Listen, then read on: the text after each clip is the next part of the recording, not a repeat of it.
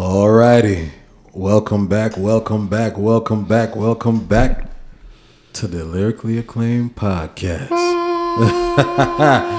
Your boys are back again because we tried to record this last week, and take one didn't go well, so this is take two. Technical difficulties definitely came into play, but we will not stop. We're gonna keep on rolling. So you already know what it is. I'm your host, ill-minded Tazz.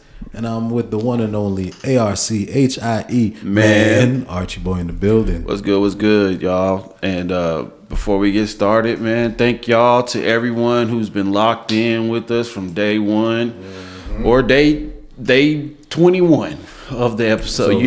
Thank y'all for sticking around. Thank you for liking, sharing, subscribing. We do this because of y'all. Facts. We do this because we love music and we love entertainment. So just keep doing what y'all are doing. Lyricists, we got y'all's back. We back, baby. Yeah. So how you been, brother? Shit. It's been a minute. I'm good, man. Besides feeling like I had the hardest workout of my life, which it's not really that, because I felt like that. It's just I was in the gym hitting different ranges of motions with that trainer, and like after not working out for going on 4 years, it is rough when you start trying to get back into it. You're trying to get your body to do right, and this diet is. This diet, I don't mind it. It's good. Like the food I'm eating is good. I'm pretty much eating what I usually eat, but no carbs and no sugar. So it's a little rough. But I just get real hungry fast on this thing. I don't know. So anyway, other than that, just being happy to be alive, have my kids around me. Being able to push through new obstacles and grow through them all. Man, this new baby boy is keeping us up all night. Yeah. I've been feeling for my girl because, boy, when I hit the pillow, I'm usually out. And she got to do a lot to wake me up. But other than that, life's good. I can't complain. Yeah. And even if I did, ain't nobody gonna listen anyway. You know what I'm saying? So it is what it is. How about yourself, Tazz? Man, it's been good. You feel me? Same thing with you, trying to get back in the gym. Hell, this week was just a rough one. You ain't lying. It's been shit. Going on for it. Working 48, sleeping only 5 throughout that 48 was crazy. Yeah. But besides that, everything's good, baby boy. New addition to the family, doing good. Yeah, I ain't gonna lie, I can't do much with that one when it comes down to the late night sessions, because at the end of the day, he's more of a breastfeeder. So ain't nothing I can do about it. You can't do nothing about it. Might as well just stay. What you gonna do? Lift the head up to the boobie? Here you go. I helped. Try to help. Well, man. Besides that, everything good, man. Can't complain, really. Yeah, I don't know what to complain about yet, but eventually it'll happen. Yeah, man. I wish we could have caught that last episode. I wish we were able to drop it, and we could have, but we didn't, because if we would have, it would have been horrible audio, and y'all would have been like, y'all supposed to come back better than before. Yeah, y'all out here on some hell no shit, boy. But we had some good conversation, and dang, I really hate that y'all gonna miss out on that one. You never know, we might release it later, called the Lost Tapes. You feel me? Just so y'all can understand why, that episode. We wasn't trying to give y'all anything low quality than we have, you feel me? So we ain't gonna do that to y'all. And with this episode, really, we're really wanting just to get back in the game, stretch the pod muscles, get back into it. We ain't gonna keep y'all too long today either, We gonna get some shit off that we've been wanting to talk about, which honestly, in the time that we stopped podcasting to today, there has been a lot that's happened in the world. A lot that we missed out. Yeah. What is one of the most craziest things you thought, like, man, we should have potted about while it was going on? To me personally, was the Young Thug. Oh yeah, Young Thug was a big one. That whole debacle coming out, everything being leaked from what he was saying. That boy pillow talk like crazy. Talk like a crazy. Then out here, damn it, man. It was like the lead up to his album, and it was like, wow. Yeah, you know what I was just thinking. You just made me think of this. You know how every time Kanye pops up, it's like the most diabolical shit, and then he's gearing up to drop an album whenever he does that. He says the craziest stuff, and then next thing you know, here's an album, and then he disappears again. I kind of feel like, you know what, that might be the blueprint for these rappers nowadays. Because the fuck was that shit, Young Thug? I don't even know how to even go from now. And all you just hear is randomly like, yo, Young Thug talking to the cops. He's snitching. How you gonna call Gunna a snitch? And he out here snitching and doing this and doing. I said, God damn. Then tapes being released from him talking to a shorty that wasn't Mariah the Scientist. I guess that's what he's dealing with. And all that. Then that came out. That pillow. Damn. I was like, golly. Yeah, that boy was talking about everybody. Everything. I'm surprised he didn't say nothing about his own mama in that motherfucker. God dang. But yeah. But he cleared up because he went on an interview. He did his little interview. I ain't gonna say little interview. He did I forgot the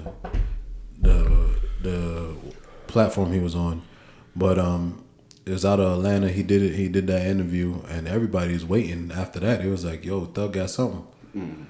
But I ain't gonna lie, the disappointment. So I was just about to ask you that. What did you ever get a chance to listen to I listened to some of that. I listened to some of the album. See, if the initial reaction, if y'all heard it last week, would have been better than this one. But it was like, what the fuck? I ain't gonna lie to you. It wasn't what I was expecting out of everything that was coming out. It wasn't what I expected, especially from the first track. That I know we talk about it here on the pod about everybody dropping nigga and all type of shit, but this man went hard ER in this one, and I was like, golly. Yeah, he went the other direction. The other direction, and I wasn't prepared for that, but it kind of was like, okay, brother, like, all right. This the hill I'm standing on, and this the hill I'm gonna die on when it comes down to that album. That track ruined the whole listening experience for me, and it's not that like I'm just so sensitive about the word. It's just like it's just like, bro, if that's how you starting this, I don't want to hear the rest of it. Yeah, you know what I'm saying? It kind of ruined it because I tried to listen. I think I got up to like track 3, and I just was like, this is ass, and I had to turn it off. Yeah, after a while, to me personally, I thought this was a joke. Like, real shit. To me, it was like one of them things where it just reminded me of the RDC clips when they be making skits about rappers and shit like that. And I was like, this can't be it, bro. Like, not you coming out and you winning this whole battle and everything. This could not be it. Yeah, that you coming out with. So I was like, all right, cool, brother. Like, I hope there's something that comes after this. Yeah, that is better than this album for me.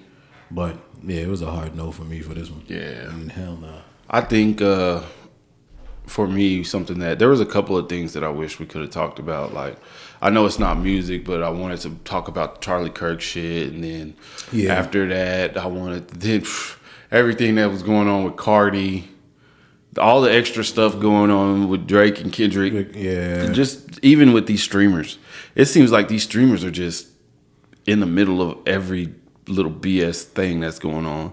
Like, did you see that thing about Aiden Ross and academics getting hit with or supposedly, allegedly, I guess, some private investigator reached out to them and told them that they're getting sued by Rock Nation, and Steak is getting sued, and this and that and all that. Yeah, it's supposedly it's all behind Meg Thee Stallion.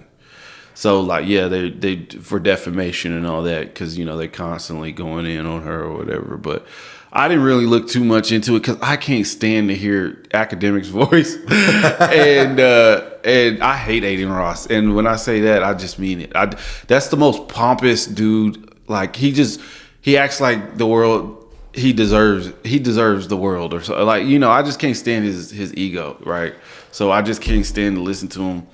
Like this little bit of streams I come across of his, I just be like, this is like, who is this guy? Yeah, I really don't know much about him. The people the public makes famous. I'd be like, why? Why make these people famous? There's so many other talented people outside to make famous. Like, also the Castanet Mafia-thon with Ab-Soul freestyle. I wanted to talk about that. And like how kind of like that one day, I ain't gonna lie to you, like to me that kind of hurt, because at the end of the day you could tell like he was trying to come up with the bars on head off the dome. But the crazy thing about it is the comments, when you realize like some people is just alluding to shit, like if he's on drugs, if he's doing this, if he's doing that. To me personally, as an artist, I'm not gonna lie to you, especially somebody that's been doing it, he's cold at what he does, even freestyling. Sometimes people gotta understand, like it's a process. You could have all the bars in your head, but it's always is laying it down, especially right then and there. Is laying it down. Some people could do it off the fly all the time. Some people can't. Sometimes it takes a long time. I'm not giving no thing for Ab, because I've seen a bunch of his freestyles, which it was like, damn, this shit is fire. Which off the dome. I don't think a lot of people noticed, but Ab-Soul mainly freestyles. The man is legally blind. He can't write. He can't write his bars down. Every song of his is technically off the dome. So like you have ample music to go and listen to. I mean, hell, even Kendrick Lamar says he's somebody he looked up to. Like, come on now. And another thing about all that, I was thinking like people, I guess it's different when you're behind the curtain, right? When you're making music and you do these things, and even we do it here at when we do what do we call that shit? There you go. I done forgot that damn brand. When we do tailgate sessions, you see us rapping stuff, it's off the dome, it looks off the dome, we put freestyle in that thing, but it's pre-written. Most of the stuff is pre-written. True freestyle is a freestyle off the dome, you spitting. It has no who, what, when, where, how. Mm-hmm. And I believe that's kind of what Ab was doing. He was just going in there doing his own thing. Like, most people don't realize your favorite rapper, even on them double XLs, them ain't freestyles. Yeah. They went in, they knew, they probably had a meeting, they sat down, this is going to be the beat, blah, blah, blah, blah, blah. Y'all come up with something. And you should know most of these rappers ain't good at freestyling, because what was it? Back in, was it 2016? The 2016 double XL freshman stuff? Back when we were trying to get these young bucks to freestyle, and you realize like, oh snap, they can't do it. When who was it? Uzi went on Funk Flex. Went on Sway. Was it Sway or Funk? And they tried to get him to freestyle. Sway usually like to do it, and Sway is the one that like to do freestyles a lot. Yeah, it was a bunch, and it was like, but see, like, so like you gotta realize these rappers, your favorite rapper, just because they write better than somebody can freestyle, don't mean that they a better rapper. And that's just my opinion. But sometimes we also gotta chop it up to the game and go like, yo, sometimes we just mess up, bro. And that's the real shit. Sometimes we just mess up. We on a big platform. Especially Mafia-thon, I'll give it to him. You know what I mean? Kai Cenat for doing it. You know what I mean? But I look at it as the same thing. Yo, sometimes we fuck up. Sometimes we freeze. It's not. It's the nature of the game. You feel me? Yeah. So at the end of the day, bro. But it also goes to show, and I will say this: always be ready. Mm-hmm. Always be ready, because even somebody like Ab-Soul, who I think is a good. I like his music. I like his style. But he's not so much out of the stratosphere that he's above scrutiny. Yeah. He should have been ready. Yeah. As a rapper, that's what you're supposed to be. Because like back in the day, I remember I tell somebody I know how to rap, they like spit me something. Yeah. So I gotta think of it, and then I'm like, hold on, give me a second. All right, bet. You know what I'm saying? I done thought about the thing that I actually got memorized. I've been working on, and I start spitting it. Or if I can't remember most of it, if I get halfway through, I just start freestyling, like actual freestyling. Like I just come up with the next word.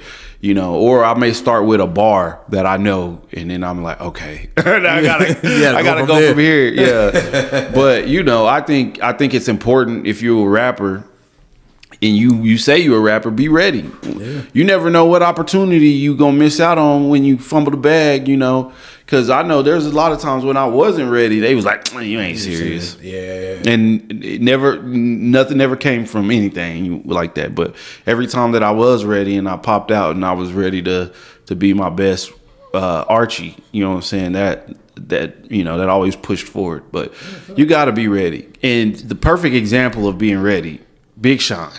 He murdered. See, I didn't. Oh my God, you missed that. Yeah. That man, Big Sean, is trying to get back on a generational run. Matter of fact, I heard a track of his. I don't know if it's out or not. Let me check. But that track was fire. He was rapping with. I think he was rapping. I don't know. I hope it wasn't a feature, but he was on some track and he smoked it. And it might be this. Oh no, this just came out. What's today? The 17th? I believe yes. Oh, he dropped a single today. It might be that song. It's called Ski Ga Ski. I don't know if that's it, but if that is, there was a video to it and he was smoking that thing. But like him being prepared like he was, oh my God. I was like, this is the Big Sean that I want. This is the Big Sean that belongs in the GOAT conversation. Cause that shit he tried to drop when the Kendrick shit was going on, I was like, who is this man? But you know, at the end of the day, yeah, just be ready, be prepared. I think that as a rapper, that's one of the qualities. You're an entertainer. You got to remember that. You're an entertainer. You got to be ready to entertain on the drop of a dime. Yeah, anytime. And you can't be mad when which me as a fan of Ab-Soul's, I'd be like, y'all whack. But me as another rapper, I don't want to get caught with my pants down. Why you getting caught with yours? Definitely when you got name ID like that, Ab-Soul, like bro, you weren't invited to Mafia-thon for no reason. That's a fact. Yeah, bro. So like you gotta keep that. But other than that stuff, yeah, man, the stuff. That's kind of like about where I was. I was like, man, this will be good podcast stuff. Yeah. I'm trying to figure out if there's anything else that we missed. The whole Cardi B stuff, we didn't really get to bust it down, but yeah, let's just not. Let's not talk about each other's kids online. Yeah. Can we just leave it? I always say leave it to the music. I don't know. Like I tried to say on the when we tried to do this the first time, I really don't know the initial situation between her and Nicki and that whole situation, but at the end of the day, when it gets to this point, yeah, just leave each other's kids out of it. If y'all going shot for each other, just do it for each other, against each other. The kids and all the extras don't make sense to me. Yeah, because come on. Yeah, it's a little wild. It gets wild when it gets there. Yeah, because I know for me, you start talking about my kids, it's a different thing. Conversation now. Yeah, I'm not gonna just let you disrespect my youngest. So that's the only thing with that. But she did have a good album. I had to listen back to it. She did have a good album. Yeah, Cardi's album was fire. Yeah. And then also, I said that too last time. Bia had a good album. I really like Bia's album. I ain't check it out. To be honest, I didn't even know who Bia was until this whole Cardi stuff. My girl was trying to tell me, you know, a Bia song, and I was like, I do, and she was like, yeah. She had that. She had the first song I heard was her and J. Cole. Yeah. She had that song with J. Cole. This was years ago. But then it got quiet for me. But I feel like it's not, like I always say, sometimes it's artists that they're still there, but because their music either didn't circulate or I'm not searching for these artists. Yeah. I don't know what is going on. But yeah, she had that, when she first dropped, she had that song with J. Cole. And I believe she had a whole lot of money in this motherfucker. Oh, yeah. Oh, okay. So, which I I don't know. I haven't really given her music enough listen to critique it, or if Cardi's claims are worth the wait. But all I know is I never really knew who she was until now. So shout out to Cardi for putting me on. Yeah, like I said, for an official introduction album for me, I liked it. I liked the album. Same thing with even with Chance, because Chance the Rapper came out while we was going too, and he had the Starline album. He was really talking some shit. I just seen a tweet from him earlier that said he's glad he made that album. Yeah, he really talked some shit in that album. I'm not gonna lie to you. He really talks. To me, it is like when you listen to it, he's really going through whatever. I could say whatever happened after that, between that last album with his wife and all the personal things that happened in between that and all he was going through and stuff like that, certain stuff where he want to get off his chest. You could hear it in this album. Yeah, you know what I mean. You can hear it. He's really talking in this album. So I know we didn't get to do it on mic, but you played me that one song. What was it? Space and Time. Space and Time. You played that one track. Yeah. And I really like that. I've never really been that into Chance the Rapper. I always felt like he blew up, like he blew up too quick before I really, and then I'm just stubborn. I hate following trends. Yeah. If I see a bunch of people doing one thing, I start doing something different just so I could be an asshole, I guess. So like everybody was on Chance the Rapper, and I was like, I'm off of them. Yeah, fuck that 3-hat wearing motherfucker.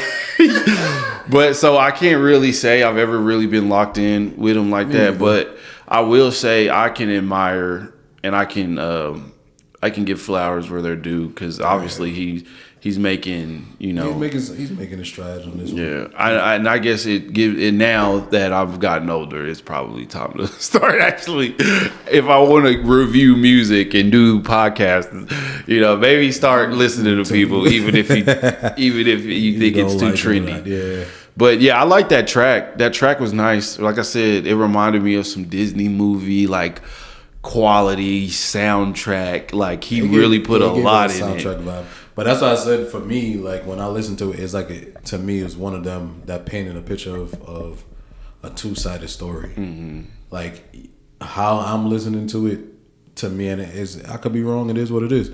But what I'm hearing is like it's a story about what he went through with his wife or his ex-wife now, and stuff like that. But also the muse of the industry, and the same thing, like we said, he blew up too fast. Everything was going so fast until he heard the sirens, and when he had the sirens, he fell for that trance, and then after that, everything snowfalled. So that's why I kind of like that. That's why I really like that song, because it just puts you in that moment where you start thinking of. For me, you just start thinking of things while you're listening to it. It's like, yo, you could go somewhere, you could be heading down the path, and sometimes you just blow up, or things just happen so fast for you that you can't even catch a grip. And then when you finally catch a grip, you never know if you're gonna sink or swim on that bitch. So yeah, I really appreciate seeing the music industry is kind of getting back to that stuff. Mm-hmm. People are making. Have you noticed? And I'm not gonna say it's because of Kendrick. I think it's just the time period that we're in. People wanting more music like that talk about real people stuff. Yeah. I think I kind of brought it up on that last episode, but we're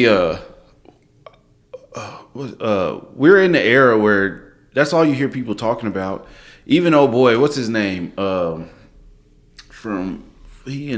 with TDE. I'm blanking on his name right now. I am not. My brain is fried still from the days on workout. He was beefing with Joey. You know who I'm talking about? Easy Cheeks? Huh? No. What's his name? The other guy. Daylight? No, not Daylight. Ray Vaughn. Ray Vaughn. There it is. Y'all forgive me. I could probably need to do the podcast before I work out. Anyway, Ray Vaughn was sitting down and doing an interview, and he was saying the same thing. He was like, it's just to the point where people want to hear that feel good music, or I'm struggling music, everyday people music. And I liked how he said it. everything goes in a circle. It's cyclical, I guess. Everything swings back and forth. So at some point, yeah, we're gonna have another SoundCloud era or strip club era, crunk era. But right now, people just want to hear what they can relate to. They want to hear that, and I'm talking about. There's a lot of music coming out. The R&B space or the boy, I cannot think of words.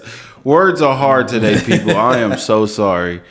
Anyway, R&B music has been going off. I've been finding artists left and right that I'm like, this is good music. It's got me back listening to R&B, like heavy rotation R&B.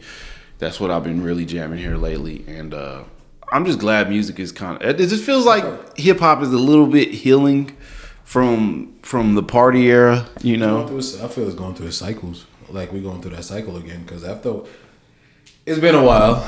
It's been a while that we could actually have the feel good more in the forefront.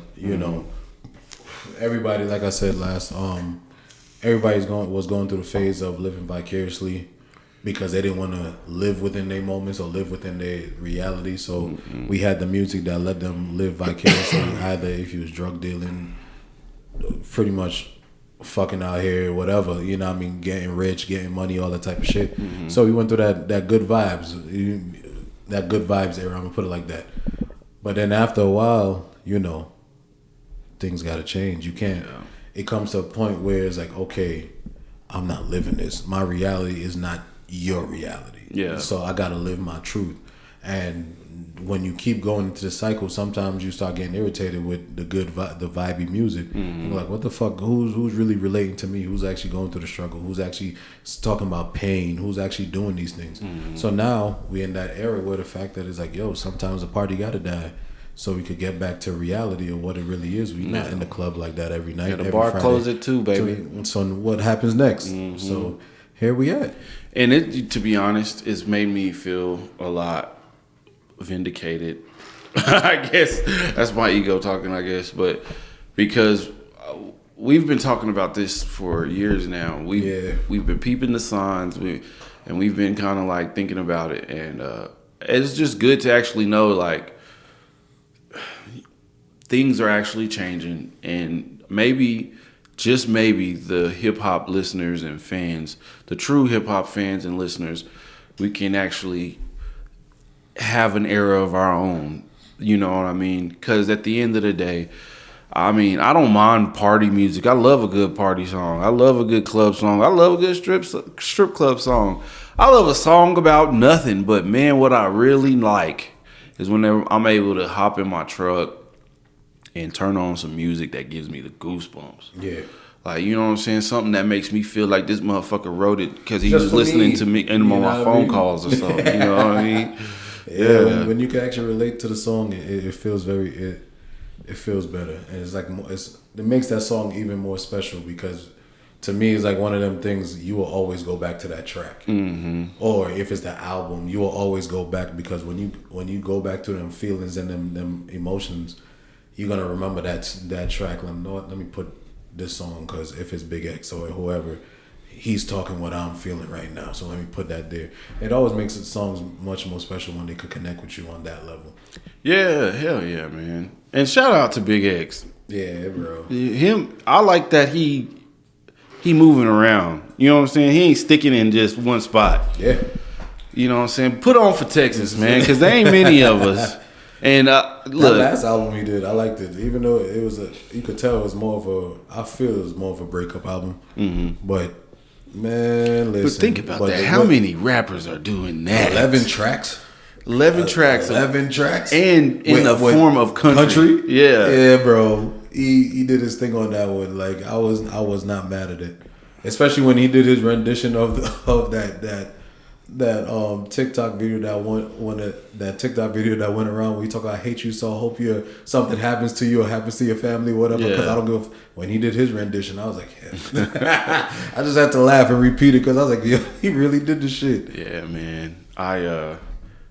What do you think is your most deep relatable track that you got or that I know you ain't got much released yet But Or that I'm writing? or just that you've written something that you feel like, you know what I'm saying? This really comes from like a spot. It's you know two. what I'm saying? It's two.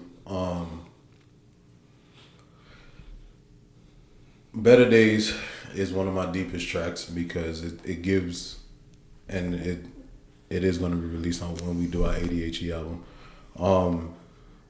Better Days is a song that pretty much takes a perspective of reality when it comes down to, how can I put it? It's a journey. Let me put it like this. It's a journey that goes from the prospect of death and who it really affects when it comes down to death.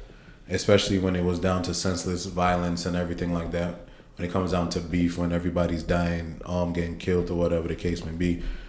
People don't realize that at the end of the day, it's not really the person that did. Yes, it affected them, but it also affects the family, and it affects the family for years, because they're gonna have to remember this for years when birthdays come around, when holidays come around, and that person's not there no more. Yeah, it affects them, especially the mothers, the fathers, and everything like that. So that's one of my deepest tracks, and this one that I'm writing now, I don't have a name for it yet.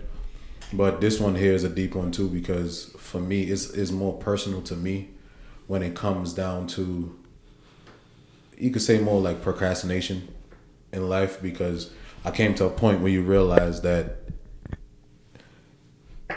a lot of times we set goals for ourselves, and we set goals for ourselves at a young age. So sometimes we always have our fantasy, like everybody, we want to be rich, and we never knew what it was. You just know people have much money, and you want to be rich. But then when you get older, you try to set goals for yourself where you're like, I want to make sure I have a house by this age. I want to do this. I want to be here. If I'm owning a business, I want to own a business here. But we don't realize is putting them goals and not putting the action behind them goals. And you start procrastinating and you start giving yourself, and I ain't do it this year, I'm going to do it next year. Like a New Year's resolution. Yeah. I ain't doing it this year. Next year I got you. But next year never comes because you're always saying next year. Yeah. And then now you set this goal, let's say at 21, now you're 31, 10 years gone by. Yeah. And within them 10 years, you could have been progressed to where you needed to be. But because you sat down, pretty much sat on your ass, don't do nothing, don't make no movement behind it. Now you're looking at things like, fuck, now I'm struggling when I shouldn't have been struggling. Because if I had got up and do what I said I was supposed to do, then I would have been there. So that one there for me is a deep one, because at the end of the day, there's certain things inside there that I'm talking about that relates to my relationship. And, it puts a lot of things in perspective for me that is like, damn, I really sat down a little bit on some stuff, and it just weighed on, because I have conversations with friends and you realize like, yo, bro, we could have been so much farther if we just stopped giving ourselves excuses or just, getting up and go like, yo, if I'm about to get my CDL, let me go get my CDL. Yeah. If I'm about to go ahead and either apply for this certain job, let me go ahead and do it. Or if I'm going to go back to school, let me go back into school and really take this shit seriously now, so I could be in a better spot later on in life. But yeah. No, facts. So those two, to me, are my deepest tracks because of where my mental was at. And so, yeah. How about you? Me personally, I think one of my most relatable songs, I won't say the deep. Well, it was deep. It was deep at the time because it was me getting my grief off from losing my grandparents, which was Scriptures.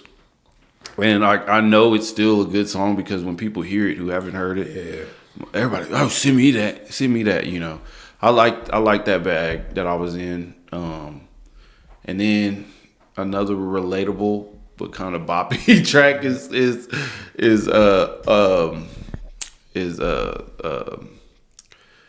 good Lord, my brain is cooked, dude.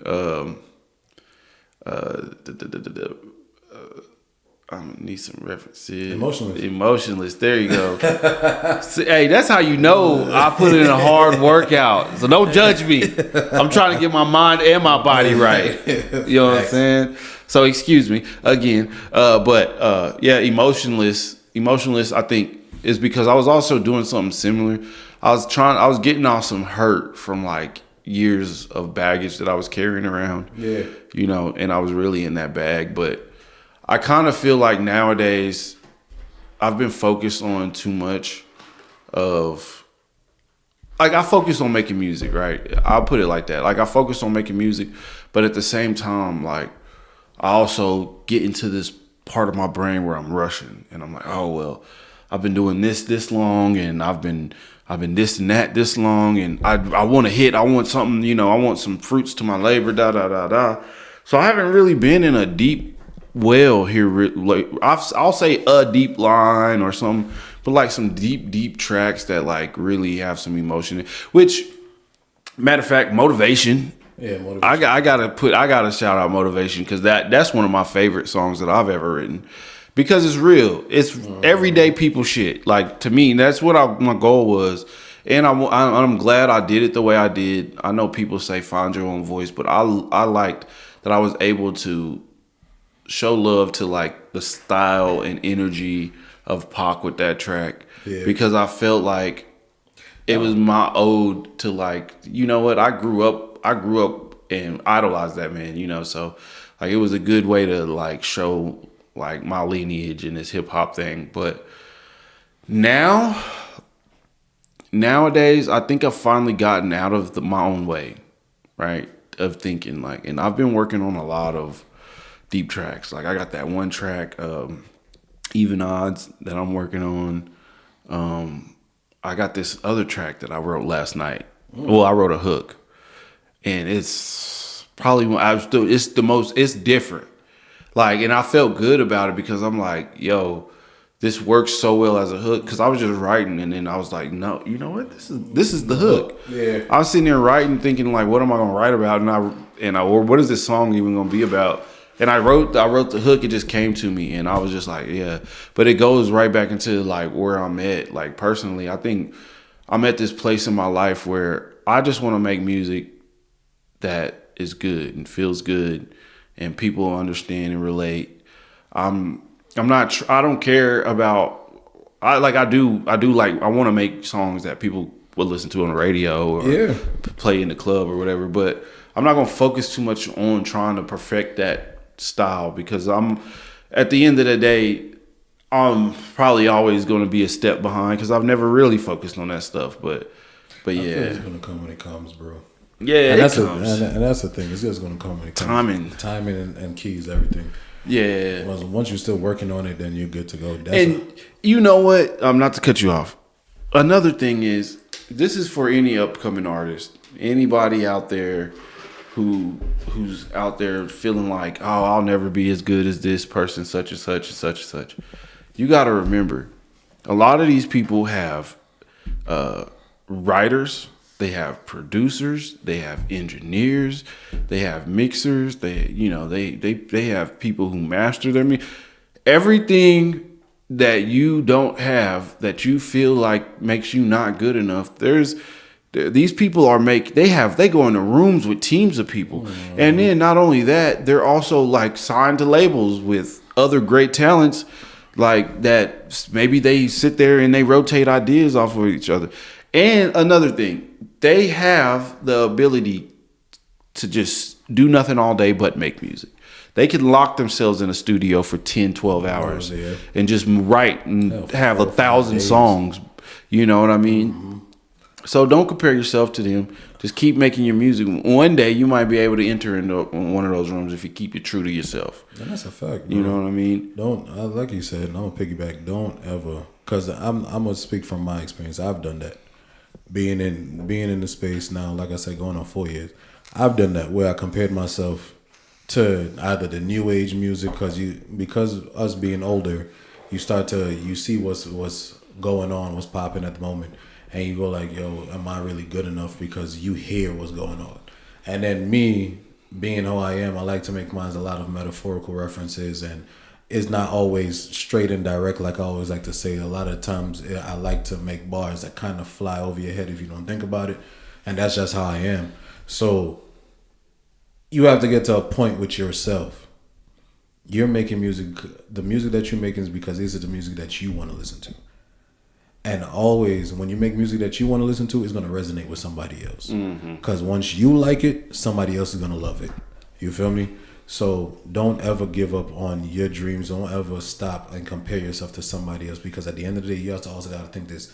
They was in the same position you was at one point before they made it. The only difference was they didn't stop. They continued going, they continued pressing on, and they continued progressing. That's what you got to do. That's what we're doing here. We doing it with the podcast. We doing it with the music. Y'all could do the same thing too. Don't let nobody stop you. Don't let nobody tell you anything. Take whatever people tell you as a grain of salt and go like, all right, cool. You didn't like this? Cool. That's fine. I love it. Somebody gonna love it. Somebody gonna appreciate it and go forward. Like I said, listen to the music. Listen to what's going on now. Somebody loved their music. You could do the same thing too. And to be honest, like what you were saying with that song you're writing, right? It's up to you how far you're gonna go with anything. You either care or you don't. You either all the way in or you out. There ain't no such thing as riding the fence. Definitely not when it comes down to success. You know what I'm saying? There's success and there's failure. You know, That's facts. And excuses. An excuse is just that, an excuse.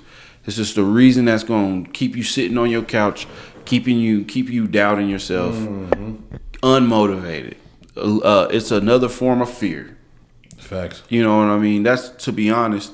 So I just hope any young artists, old artists, there's artists out there older than me still with this dream. Don't ever give up on your dream. Keep it pushing. You never know what could happen. But it also isn't just going to fall into your lap. Hard work, dedication, being where you need to be at the right time. You know what I'm saying? Being in the right faces, being in the right places. You got to put your work out. If you want to make it big, you got to do the 10,000 hours writing with your pen. You got to make sure you got the finances to finance your project that you're putting out. You got to make sure that you got your all the stuff on the back end. You got to make sure you're show ready. You got to make sure you can travel, do things that you need to do so you can get your music out there, cuz just posting your music up online don't work no more. Yeah, you got to do the work. You got to put the work in. And also, don't be afraid to network. Yeah. Don't be afraid to network. Don't be afraid to reach out to producers. Don't be afraid to reach out to other artists. To me personally, this is the timing to do that. Like as a beginning artist, reach out to everybody. And to me, I ain't gonna lie to you, I'm one of them that looks at, as we all growing in this community, as all of we are. Sometimes the reach out is the best thing, because at the end of the day, fuck the financial, like, oh, can you pay me for this, a verse or whatever. Bro, I ain't gonna lie to you, if the song is dope, reach out to I feel like when you reach out to other artists, they might just bless you with a verse. And network, just to get to know them, get to know their music, see what you like, what you don't like, and all that, and do all that. Because at the end of the day, we're all growing at the same time. We may not be on the same pace with each other, but we all growing at the same time. Let me ask you this, because you just made me think of something, and then I'll move on, because it also ties into where we're headed, right? But local artists. You think local artists should be charged? Like, definitely local artists who aren't like bringing in big crowds, packing clubs and stuff. You think they should be charging for verses? No. I feel like it's dirty macking. Honestly, because to me, when you start charging, that means I'm not gonna. How can I put it? If it's starting to charge, that means what I'm paying you for is gonna go somewhere. If I'm gonna give it like a fun example. Paying you for a service. Yeah. So if I'm like on an average, let's say if I put out a song averagely, and I'm saying, okay, cool, my average of songs is, let's say 500 listens or whatever the case may be. This is just off the strength of me, my promotions, whatever. But if I pay you, and I know it's not really the expectations, but it gotta comes with the expectations. If I'm paying you for a verse, that means my 500 should double or triple. I should at least see 1,000 to 1,500, because you're on this. You're bringing. It's not just my fans no more. It's your fans have to come to this game, to the table too. So that's what I feel like when you start paying for an artist, that song should go further than just me putting it out. Yeah, you know what I mean? Because I can understand local producers pay. You know, this time they paid for all the programming and stuff. But my brother in Christ, my sister in Christ, we are rappers. All we do is find a beat. We may pay for a beat, but I paid for the beat. I paid for the beat. I paid for the beat to get made, or I paid somebody for the beat. And you telling me I gotta pay you to get on the track? Okay, I get it. I don't mind paying another rapper, but you gotta come. You gotta. It has to be worth it. That's just like something gotta come out of it. Yeah. Because at the end of the day, the beat, like we always talked about here, a song is 50% beat, 50% vocal. So if I'm paying somebody for their work on it, that's their work. And I understand that. No matter if somebody blesses it with it, we get blessed with it. But if we got to go out of our way to search for the beat that's going to fit our song and is not going to feel the same on any other beat, yes, I'm going to pay for somebody's service because they made the beat. So I'd rather charge. And the producer's producing a service. He's mixing, he's maxing, he's making sure he's recording me. He's doing all the engineering factors. But once again, if it's my lyrics on it, I did my work on it. So if somebody gotta be charged for this, there's something gotta come out of that. Yeah. Not just your verse, but it gotta go further than just me. And that's why I find like if you're local, to me personally, locally, I'll put like this. I'm not in the position to go like I'm gonna charge because I would rather charge somebody when I know like yo, if I'm on this song, we're gonna go. Yeah, you feel me? It's gonna go somewhere. People is gonna actually hear this. There needs to be some name ID attached on that. To it. Yeah, you feel me? It's just like how they go like how they put the Sigma on Chris Brown. Like when Chris Brown bless a verse, it's gonna bless a song. It's gonna go. You feel me? That's how I feel when you start charging for verses. Like it has to go. This is why artists charges for verses sometimes or whatever. Sometimes they bless people with them, but this is why they charge because they know when they hear this song, their fangirl, their core, and all this gonna come to this song, and it's gonna go further than even if they made $1 million, it might go 5, it might go 10 million because this specific artist is on here. So now it's opening the doors for other people to peer into. You know what? I mean? At the local level, I think what would be more appropriate is paying, like, let's say, hey, bro, I want you on this track. I'm not gonna charge you. I'm not charging you for this verse, but since this is a song that we're working on together.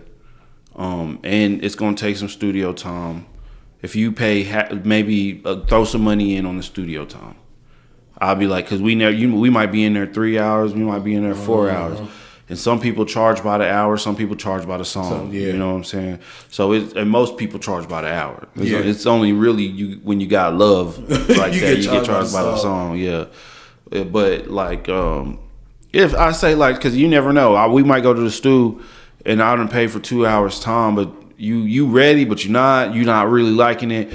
You done soaked up an hour and a half just trying to get your verse right. Yeah. Now I got 30 minutes to try to figure. So yeah, I would much appreciate pitching in because then it's not even going to me, it's going to the producer. Yeah. It's going to the engineer or whatever. So. Well, that's how I feel about it. Yeah, I had to get that. I was just thinking about that because I don't mind local. Like if you're local and you're racking up like 2 to 10K monthly listeners. Yeah, then that's different. Yeah, I'm like, yeah, bro, you deserve this $60 office to get you. You deserve that one. But yeah, that's why I said it has to have motion behind it. Yeah. Like at that point, there's some motion behind it that has to go. Unless it's like I said, well, pain wise. Even that, unless it's like we working on it together, but like I said, it has to have some motion behind that shit, bro. Yeah, and even if let's say you don't have your music out on DSPs or whatever on the big streaming platforms or whatever, but I go to the club or I see video footage of your show and that bitch is packed out and motherfuckers is rocking to your music and like you can draw a crowd, then yeah, I'll pay you if you ask me to, because then I think it's worth it because I know whenever I rock that track, they gonna hear it. Your actual fan base is gonna fuck with this, and it's gonna turn up. I could play this in the right places, and it's gonna get a good reaction from it. That's a fact. But other than that, man, it makes me with all of that we talked about. Definitely us as rappers and all this. So this Timberland shit with Tata or whatever his AI artist. Yeah. What is your feels on that, bro? Like, what do you feel if you had Timberland sitting right in front of you? What type of shit would you say to him? Like, what the fuck is this? Yeah. Because I'm so real. Like, to me, it's like, how can I put it? crazy enough, it feels like is an escape from doing the work with a real artist. Because for me, as an AI artist, don't get me wrong, I've heard some songs from AI artists that think that they sound nice. Like, I'm not mad at it, but to me, when it comes down to that, it's like, damn, we're taking away something else from all these aspiring artists. It's not a motivation for an aspiring artist. Yeah. When you could see Making that, it harder. I could just plug this in. Let me just put this. I want this topic. I want this. How can we hear you see it come out? You have a voice. You mix in the voice and whatever. Okay, cool. Everything is at the control of your hands. But you're not taking that time to put it into an actual artist. Yeah. You know what I mean? To develop an artist, to go that route with you, to sit down and have them and teach them and have them understand what it is to be here. Because now it's just an escape from doing all of that. This is the easier way. I don't have to argue with the artist. I don't have to really do all this artist developmental with him or her. I could just get this face, get the AI to make a face, make a body, make her as perfect as I want it to be, make her sound how I want it to be, and all I gotta do is here is the lyrics. Yeah. And now you push that out. I want it to sound either modern, I want it to do this, I want it to do that. So now all of that with this artist could do whatever the hell it wants, and it takes away from us that's actually sitting down doing the work, writing, thinking about memories that we have to put into a song, making it relatable, making it fun, making it all that. It's taken away from us when you do that, because now it's like, how can it can make up and coming artists feel like, how can I compete with that? Yeah. Because really and truly, it's just like when you plug in anything to Chat GPT or whatever, within 2.5 seconds, it can make a fucking song and get it recorded probably in 30 minutes faster than anything else. You could mix and master that shit up and you're good to go within an hour. And hell, within that freaking hour, you can have a whole goddamn album. Like, how are we supposed to compete with that when we have the natural emotions, the natural stories that we've been through? Yeah, you could plug in your stories, but after a while, when people realize this is not a real artist, like, now I'm like, yo, what kind of story? Is this story true? What do you do? Yeah. It makes you, for me, it makes me feel like, what the hell, bro? Yeah. And that's really boils down to, is like, what the hell? You have all this talent that's out here. You couldn't have picked somebody and go like, hey, I like what you're doing. Can you come in? Let's have a meeting. Let's do this. Let's chat. Let's see where we could take this. Because that's really what a lot of us want, is just that break. If you know that can happen, that should be the route. But to create one, it's like, damn, bro. It's like playing Sims. Yeah. It's like really crazy. playing Sims, bro. If I had Timberland in front of me to ask him these questions, I wouldn't ask his ass shit. I'd snatch him up by the collar, put his ass in a goddamn dog cage with some earphones, and tell him, listen to all these people that you were tricking on TikTok. God damn. Listen to this. What is your problem? That's the only thing I'd ask him. Nigga, what's your problem? You know what I'm saying? Come here. Because I don't understand. I do not understand, why is this. I seen this is something that I'm passionate about. But I seen not a TikTok. It was on X. It was underneath the thread of the video, and everybody's like, "Oh my God, this is so real looking. This is crazy. This is da da da da." And then then you have the people like, "Oh, this is ass," like da da da da da, or like, and then people who like me who are kind of like, bro, nobody needs this. Like, giving Timberland his critiques, right? Underneath one of those comments, one dude said to another guy, like, bro, you on some unk shit. The future is now, right? And it goes back to what I was saying before, is like, the generation of kids that are going to grow up with this AI shit is going to be diabolical. Because, yeah, they're putting the fucking watermarks and all that on now. But let's be honest, unless our government does something, like, and put some legal action behind this, you don't gotta have that watermark. There's nothing telling you, oh, you can't. Look at Spotify. Look at Spotify right now. They are cool with the AI artist thing. Yeah. You know, it's bringing them more money, bringing them more plays. Because you got to think about it. And if you really sit down there and think about it, you take away the artist.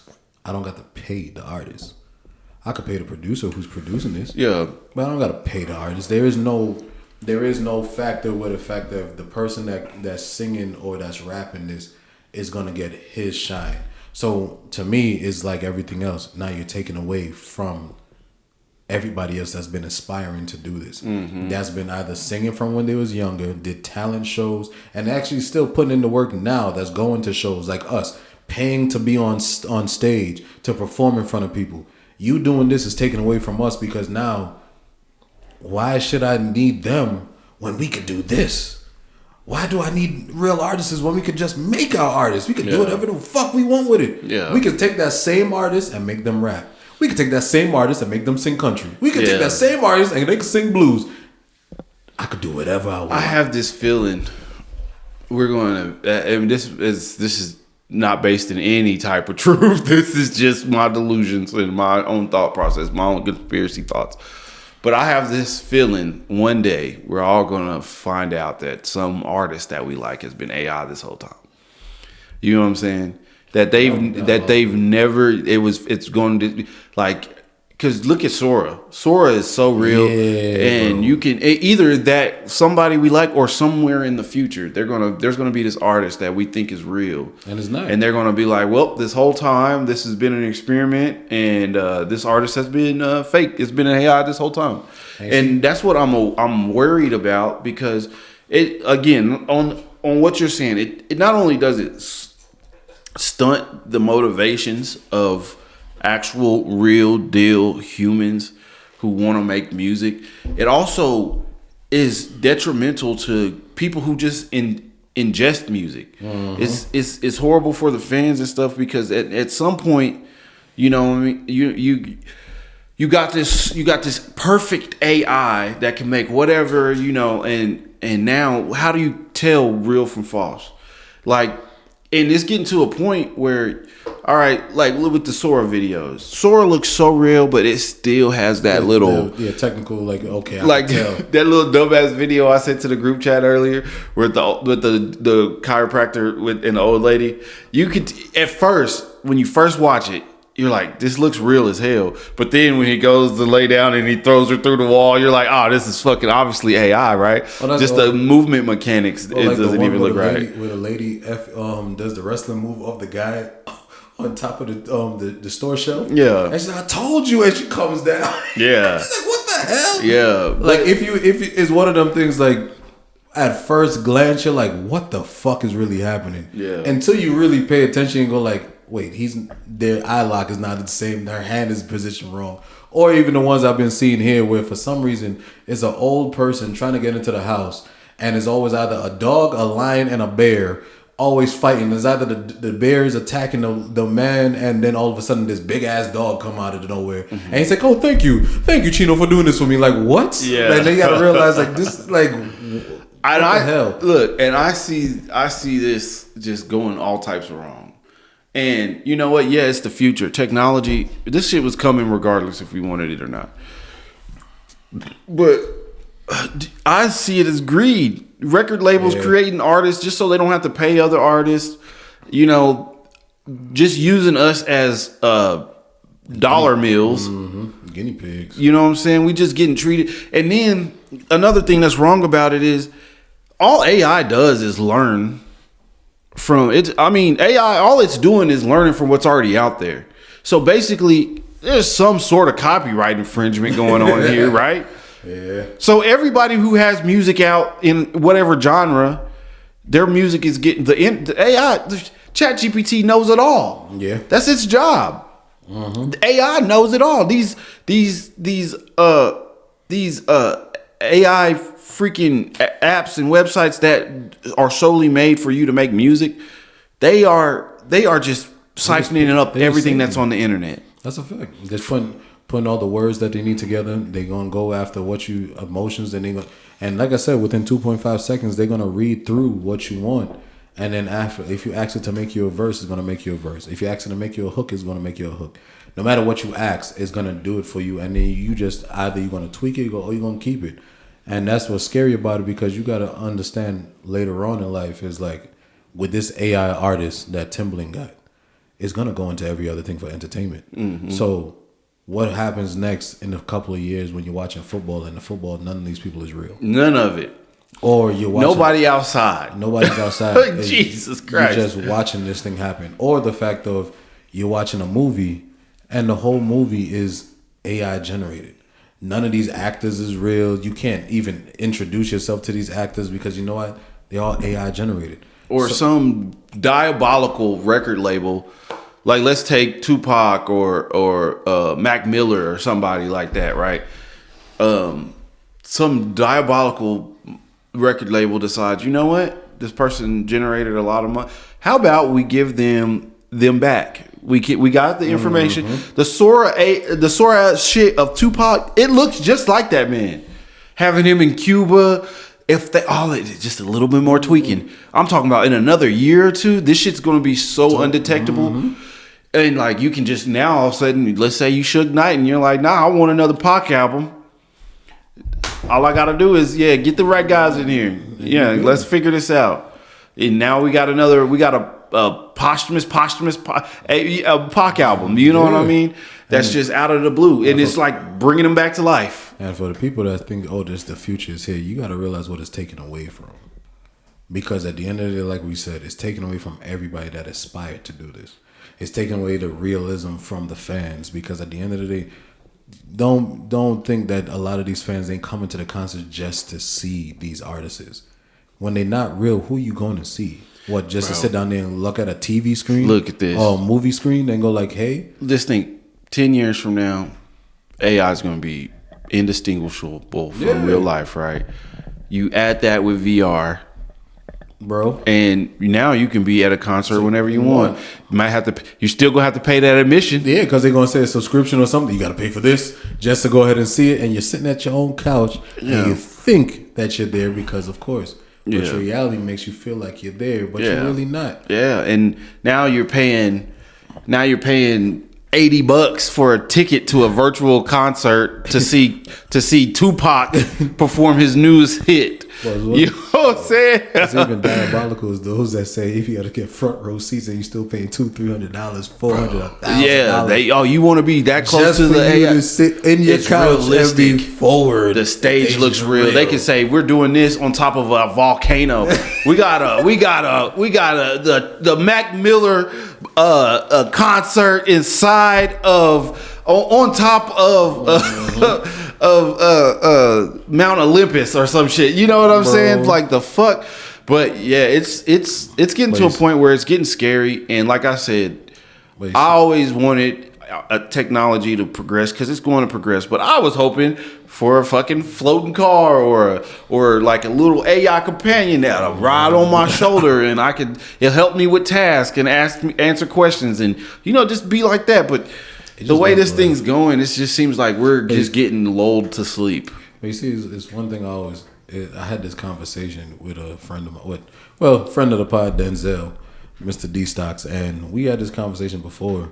And I was like, just think about it. We've seen this in animes already from, like I said, Swords Arts Online. Swords Arts Online told us what it is to be pretty much everything neuro-locked, and now you're in this virtual reality world. Then when you think about the real life of it, when you watch what happened in Fortnite, Travis Scott and all these people having virtual reality concerts online or whatever the case may be. So it was like one of these things where you're looking at it, it was coming down the pipeline. They were just trying to figure it out. Even, let's go back. Yeah. The holographs of Michael Jackson and Tupac when they did those concerts. Just wait. So it's like when you sit down and think about it, it's like we've been watching this progress. It was cool when you saw the holographs. Like, damn, that should look nice. Just think about these contracts. They own your name, your likeness. Everything. So like Michael Jackson, I'm pretty sure Sony still owns that man, right? Mm-hmm. Who wouldn't be the best person to bring back, create an AI album? They have thousands of hours. There's probably songs we've never even heard of Michael Jackson's. Just think of the stuff that he had in vaults. They could feed it to an AI, and now we got brand new Michael Jackson stuff. Brand new Prince, brand new Tupac, brand new Biggie songs. And the world, and the thing is, Michael Jackson is so fucking huge. His fan base is still huge. Mm-hmm. They would pay hand over fist just to see Michael again. Yeah. And prime Michael too. You can bring him back right before his nose got all fucked up. Yeah. You know what I'm saying? And his lips were a little too pursed and the booty chin came in real hard before he started looking like a white woman. You could definitely bring prime Mike back. Yeah. And that's the scary part because, bruh. And see, that's what I told Denzel. I was like, just imagine. Let's take it off the music and go into acting. You could put it as an actor and an actress that's never aged. So for years, this person or this AI character, it will be literally speaking, acting in whatever movie, for however long, because all these people could own that likeness, the name, and everything to this. Where the fact that I don't have to pay an actor millions of dollars, I made it. So all of that comes back here because we're generating this off of AI. And hell, we don't even have any props and sets. We could just do this shit on the computer and make it there. You know, feel me? you just made me think about something. On this podcast I was listening to, there was this guy talking about, he was a really nerdy guy. He's really smart. He's into the tech world. He's a tech billionaire, I guess. Or he's somewhere close, right? He was talking about one of his friends is creating a robot boxing league, basically. And these robots are powered by AI, and they know in every move. They've studied all this. What was that movie? Real Steel? I guess. Because with Hugh Jackman, remember when he had that robot boxing? Yeah. But they for real. And he was like, it's going to get to the point where you can train a robot to, if you're a fighter, it could train you. It could be at your level, so you can basically fight against yourself. So I see stuff like that. Okay, fucking cool, right? We fucking cool. But at the same time, you're slowly getting us humans away from the thing that we do, the things that we do, right? We are the musicians. We are the fighters. We are the actors. We are the creativity of it all, right? It's an art to all this stuff. And to me, the thing that makes us the most human, besides our consciousness, is art. We're the only things on this planet that really just create like that. We're the only things that express ourselves in the way we do. But we're starting to give it away. And then sooner or later, all for the love of money or whatever, just pure control, there's going to be a time period where, who knows, my kids or my kids or their kids, they won't have a clue what's real and what's not at all anymore. There won't be real. Everything will be tailor-made just for your fantasy. Exactly. You don't have to go outside and meet a girl. You can make your AI wife right here. And then you know what? You can get her printed up and put on a robot skin with all the real silicone filling body parts. And yeah, that's how I see that type of crazy shit happening in the future. It sounds like that movie we watched.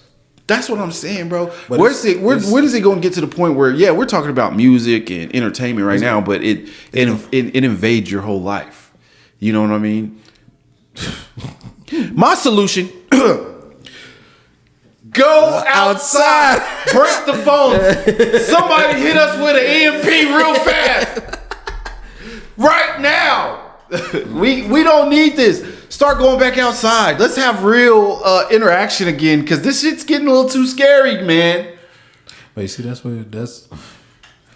goes back to a lot of things. This was the introduction of the internet. When the internet came in, social media, and then social media came in, and it went to that point where from our generation it came in and got absorbed, where we were like the last of the few to go outside, ride a bike, know who your neighbors are, and all that type of things. And then it came down to it.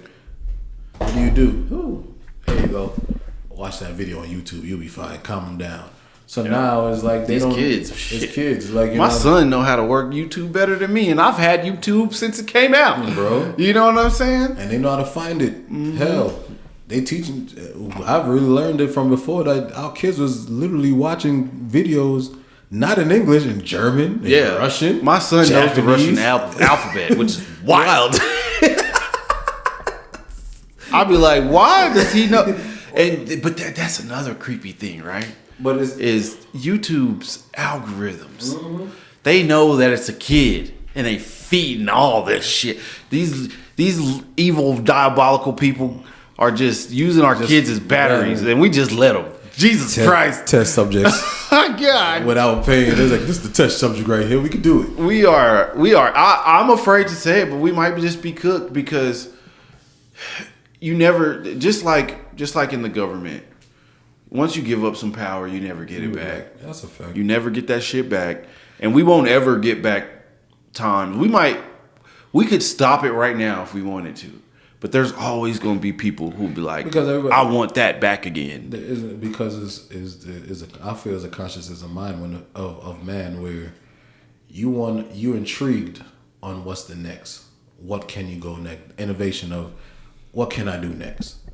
If you tell me that, we have cars driving, can I make it fly?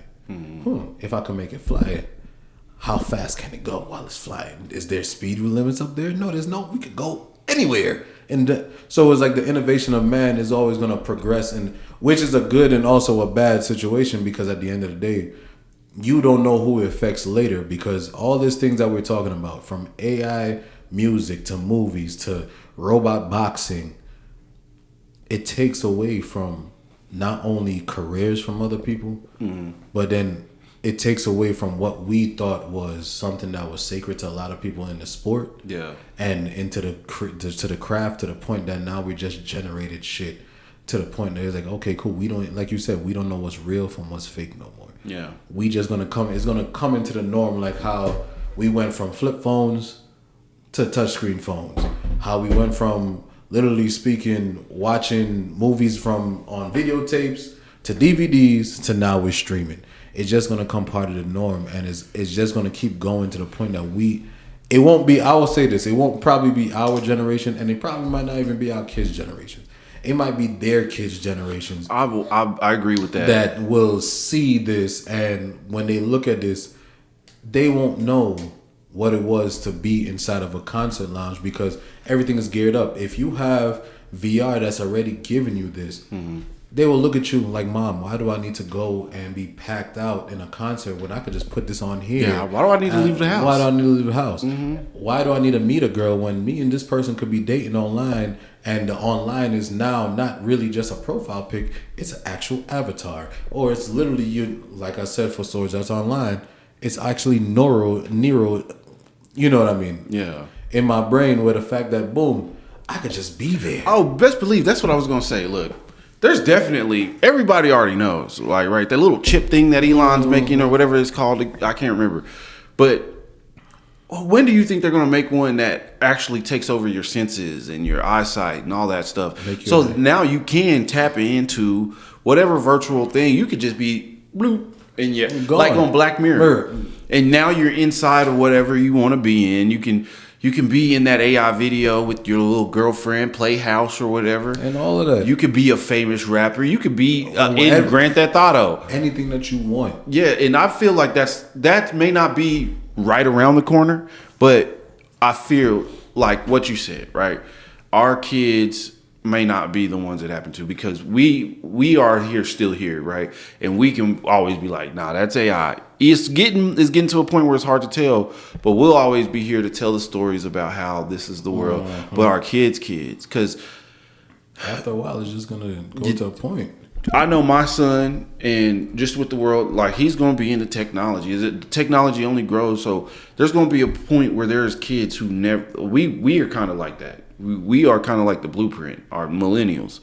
We grew up with technology. Yeah. We were the first generation really with computers. We don't really know what it's like not to live without a computer, either in your home or at your school or in your pocket, right?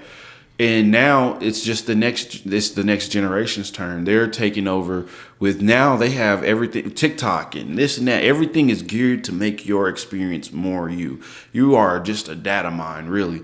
And at some point, all these things just go further and further. And I honestly believe a lot of this is American greed, not only by companies, but by us as the consumers.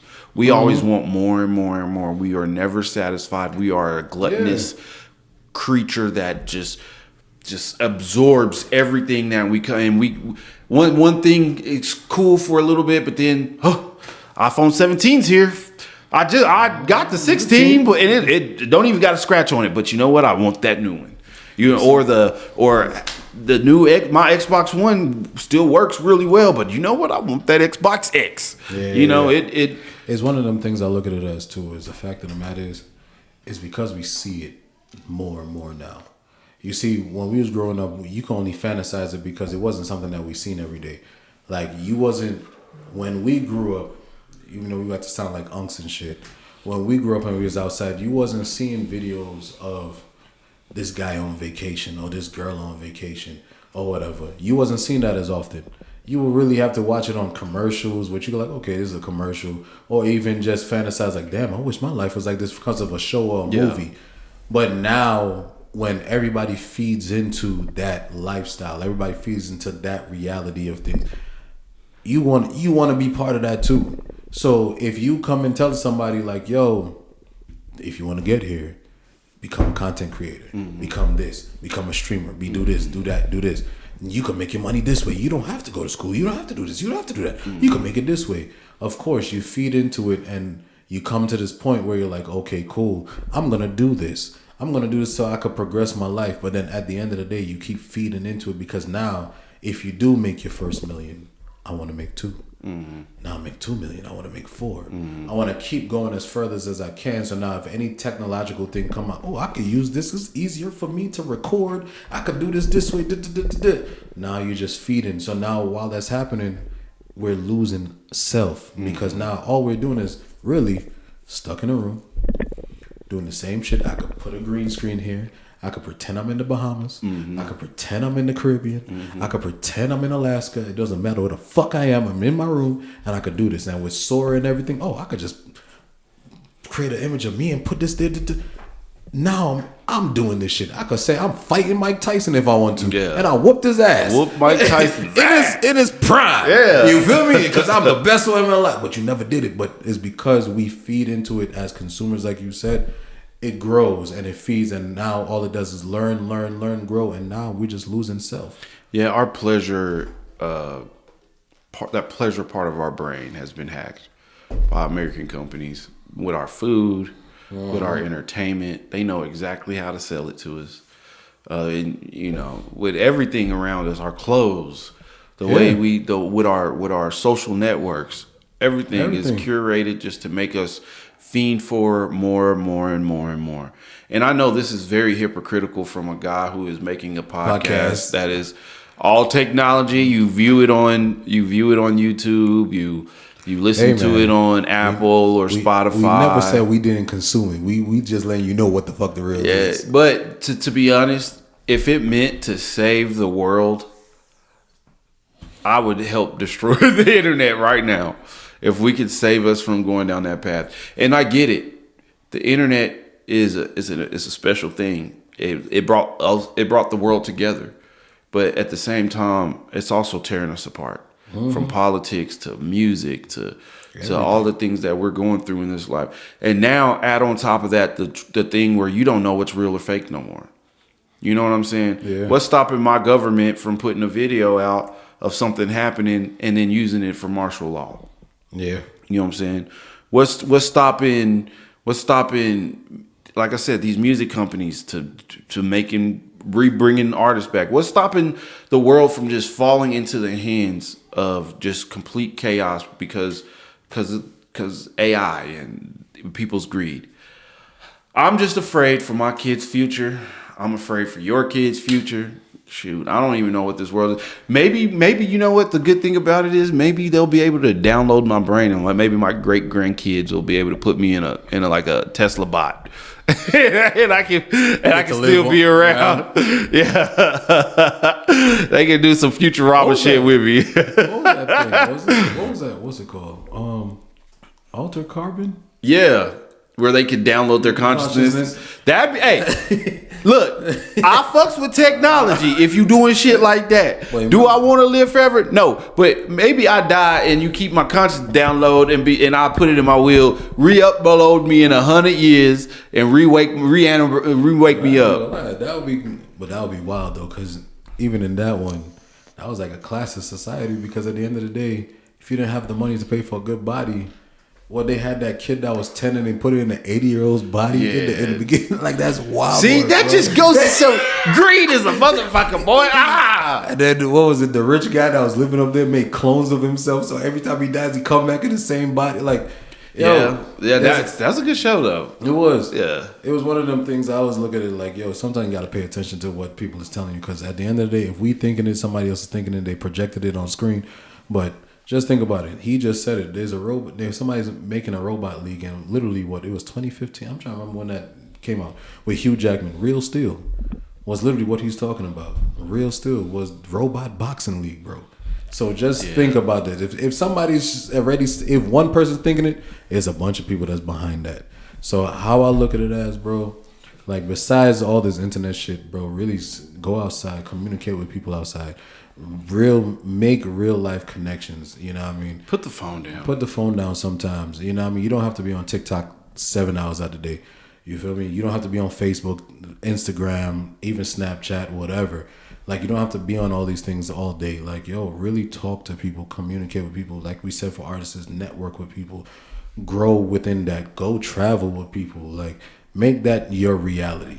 However you want to do it, make that your reality. Because if not, your reality will be, literally speaking, what they want you what you want it to be. You'll be sitting in a chair, and you're gonna realize you really haven't done nothing but really lived a virtual life. Got a food tube with all the most processed food falling into your throat, like that movie WALL-E. Yeah, yeah, that's our future. Facts. Yeah, that's our future. But for real though, I will lead the charge on a revolution if I got to. I will. Goddamn me, be the drums of liberation from our AI overlords if we got to. But I'm serious, man. Like Tazz said, go outside. It's okay. The internet, everything is good, right? There's no, and let's think about it beyond human emotion and stuff.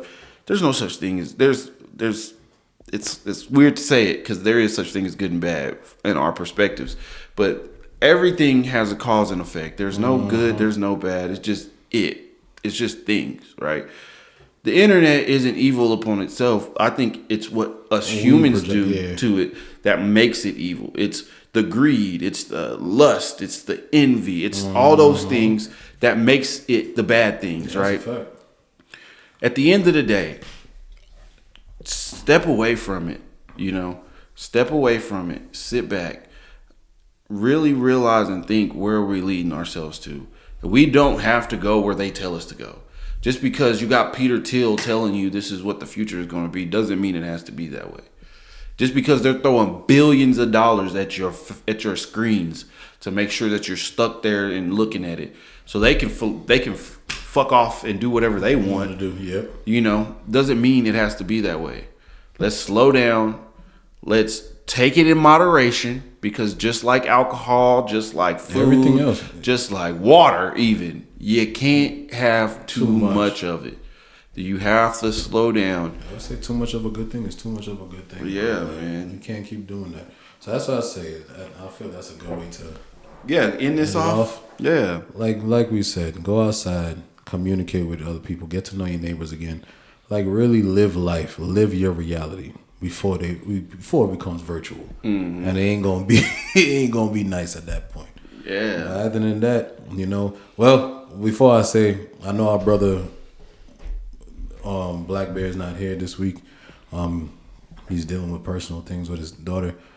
Shout outs to him. He's gonna hopefully be back here next week with us, and we'll let y'all know. We just gonna let y'all know now. He will be on and off every other week with us, but Black Bear is always gonna be here. You feel me? Yeah, he always Uncle is behind the camera. Is gonna be in the building. You feel me? But he's the guy that's behind the camera, behind the scenes. He's handling everything behind that. So everything that y'all see, Uncle D has his stamp on it. You feel me? So, and my last sign off is remember, everything you hear on this podcast is an opinion. Don't get our opinion. Don't get your pennies in a wad. If you don't like what we gotta say, you ain't gotta listen. Facts. If you don't fuck with it, you don't fuck with it. If you find this entertaining, give us a like and a follow. You can find us on TikTok. You can find us on Facebook, and you can find us on YouTube and Instagram. And with that, I'm Archie, and that's Ill-Minded Tazz. And welcome back to LA, baby. Hell yeah. Peace. The way I spit hits harder than an hour later. Y'all soon call me the new rap assassinator.